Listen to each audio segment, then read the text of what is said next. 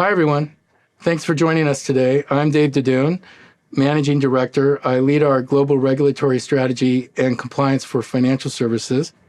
And with me is someone who needs no introduction, Brad Smith, Vice Chair and President of Microsoft. Brad, we're so excited to have you. Thanks for joining us today. No, I'm thrilled to be here. Thanks. Thank you. So we're in front of an audience that you're quite familiar with. Yeah. Both financial services regulators and customers. And you're really viewed as an ambassador to the tech industry. I was just hoping you could share with us some of the conversations you're having with world leaders about some of the challenges they have, about how technology impacts their lives, and what we in Microsoft are doing to help shape that. Sure. It's a fascinating time. And one way I sometimes think about this is that the 2020s are going to do for digital technology what the 1930s did for banks, for financial institutions, namely help one way or another move us from being unregulated to regulated, at least to some degree. And I think it's good to think about the reasons this is happening. I mean, technology today is just ubiquitous. And the interesting thing about it is a part of a solution to any problem. It actually, I don't think matters what the problem is. You are more likely to solve it faster and better if you put digital technology to work. And at the same time, digital technology is creating lots of problems in the world. And so naturally, regulators are focused on it. They want to ensure that technology is governed by the rule of law. I think that's understandable. It's even sensible. It's even desirable if it's done well. Just as we live in a world where cars and airplanes have safety regulations, just as we live in a world where food and telecommunications and pharmaceuticals are regulated, we will live in a world where digital technology increasingly is regulated. What we have to do is figure out how it gets regulated well. So to pick up on that, Brad, just as you mentioned, technology and regulation aren't necessarily in sync, and technology and regulation have to come together. Maybe you can talk more about the initiatives that you see in terms of how regulation and technology can adapt together. An example of that would be the Digital Operational Resilience Act, which is very important to the financial services and industry because it actually deals with regulating critical infrastructure, which could include cloud vendors. So I'm kind of curious if you can share your thoughts about how we at Microsoft need to adapt to regulation and what the ecosystem as a whole needs to do. I would say probably two things. The first is, look, the burden is on us to adapt and get it right. I talk to others in the tech sector, and sometimes they bemoan the fact that regulation is coming. It actually doesn't matter whether people like it or dislike it. We need to adapt to it. And that's really first and foremost what we're focused on doing here. And I think adaptation means not just getting it right for ourselves, but as much as possible, getting it right for our customers so they can use our technology with less regulatory overhead and with confidence that we've thought through all the regulatory obligations that they and we will have together. Now, I do think there's another aspect of this. In order to get this right, the more conversation there is between regulators around the world, frankly, the more coordination there is, I think the better the world will be served. It's a lot easier for us and our customers to adapt if there's more similarity rather than difference between different national regulatory regimes. Well, on that point, first of all, that's why we're bringing regulators and customers together here, is to have those conversations and to learn from each other. I think the other thing I'd like to hear from you about is just about the stakeholders. How do you have a process where you both design, build, implement in a way that works for the entire ecosystem? I think that is one of the great organizational challenges of this decade. It has several layers. Inside Microsoft, we're pursuing what we call a regulatory governance initiative so that we can become more sophisticated ourselves in really ingesting regulations from around the world, working with our engineering groups to implement them, doing it in a way that ensures we keep innovating quickly. And then you have all the compliance and governance mechanisms so that everyone has confidence that we're getting it right. That's one piece of it. But more broadly, I do think that the world of regulation is ultimately a multi-stakeholder world. We have different roles to play. We should appreciate and respect and really value each other's roles. It is the role of government to set the rules. It is the role of us in the tech sector to comply with the rules. But we do need to converse and learn from each other so that ultimately the rules do what they need to do. And from that, I really mean rules need to ensure that the products and the companies are subject to the rule of law. I think that's a fundamental principle for most, or at least much of the world. But it also needs to serve the economic and other needs of each country, especially in a world where we have inflation, recession, shortages of critical supplies. We actually need to harness the power of technology. We need to use data and AI so that companies and countries can grow.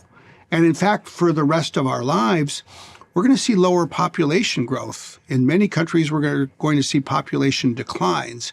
More than ever, we're going to need technology to make up for that gap and really ensure that we're accelerating productivity, which in turn will accelerate prosperity.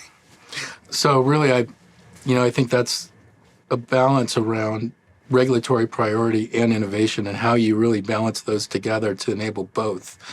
And certainly, at least the work I do is very much focused on how do we work together to make it happen. Any particular learnings or examples you can give about what we're doing there? One of my favorites actually is the Christchurch call, which addresses digital safety and fundamentally is designed to fight violent extremism online. The reason I am enthusiastic about it is it was a classic case of turning a horrible tragedy, the Christchurch terrorist massacre, into an opportunity to build a better world.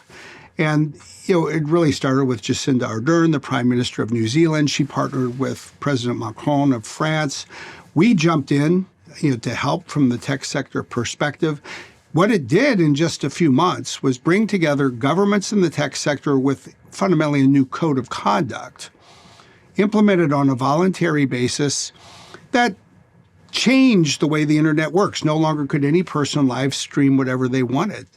We had a crisis response mechanism. We have it today. We didn't before, so that if there is a terrorist incident and people are uploading videos, literally instantaneously, tech companies and governments are alerted and we take action to stop that from continuing.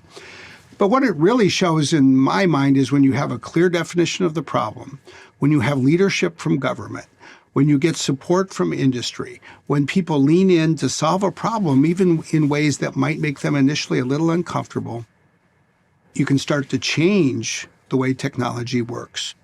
And in that case, it's not literally a new regulation, although it's actually supported by laws in a number of countries. We moved fast. We moved fast because we moved across borders in coordination and in a multi-stakeholder and voluntary way. And I just think there's some inspiration there for other areas. So that leads to another topic, which is the geopolitical climate that we're in, which is very challenging. And you and Caroline Brown have written a book called Tools and Weapons, which, by the way, I get lots of feedback from customers and regulators about how valuable they see it. Maybe you can just share some learnings from your book around both the positive attributes of technology, but also the potential harms and what we're doing to help address that. I think that the harms from technology are profound, unfortunately. And I think they fall into two categories. The first is what I'll call intentional harms, cyber attacks. We're seeing this every day in Ukraine. We've been really, frankly, part of the front line of defending Ukraine, and it is a reflection of our role as a company, which I think of as providing the digital infrastructure to support and protect companies, communities, governments, and even countries. We've now provided $323 million of aid to Ukraine, which is more than most governments. It just shows how technology has been weaponized, and many these were destructive. These are destructive cyber attacks, and the role we need to play in responding. And then there are, call it the unintended consequences. What happens in a world where some people have access to broadband and some do not? Where some people have access to digital skills and some people do not? Every inequity that bothers us, that concerns us, is made worse when digital technology is uneven in its distribution. So there's a lot of these unintended consequences we're working to address as well. At times, through our own initiatives, we have our own programs to bring broadband and skills to people.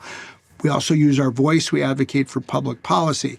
But I think it's very important that we think about access to technology and access to accessible technology for people with disabilities as actually fundamental rights of what is now the third decade of the 21st century. So that leads to one final topic, which is sustainability. And I know that that's a topic that's both personally very important to you, that you've led on and that Microsoft is focused on. Maybe you can share some thoughts about what are we doing in sustainability, and how do you connect the dots in sustainability in the financial services space?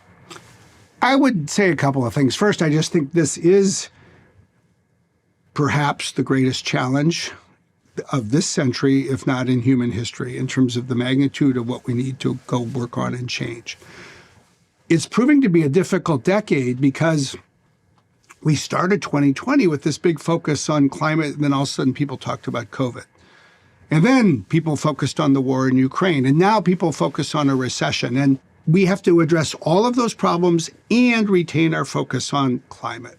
Now, what it means for Microsoft is actually, in some ways, the same thing it means for most financial institutions in the world. We each have to put our own houses in order. There's 3,470 companies in the world that have made climate pledges. We're one of them. Among other things, we've said we'll be carbon negative by 2030. It is requiring profound change in every part of our business operations. But ultimately, and this I think should be appreciated by anybody from the world of finance, we need to create a world of carbon accounting that is akin to the world of financial accounting. GAAP was created in 1973. Let's hope that 2023 or 2024 gives birth to something of similarly important global impact. And then, as with every financial control, you've got to take carbon controls and you've got to measure them precisely on an automated basis. Because if you can't automate, you can't measure at scale. That's where we fit in part with the Microsoft Cloud for Sustainability. And then we need to help drive the whole energy and every other transition, all of which is dependent in part on data and AI and cloud services. So we're trying to play a role where we put our own house in order. We provide the technology and other support for every other company so they can do what they need to do. And then I'll say, finally, we're focused on the enabling factors, skills, markets, laws, regulations, all of which will be needed for the world's great climate transition. So that's fantastic, Brad. It's always great to have you. I always learn a lot when I talk and hear from you, and we're all deeply appreciative. So thank you again for your time today. Hey, Dave, great to see you. Thank you. It's fun to be together.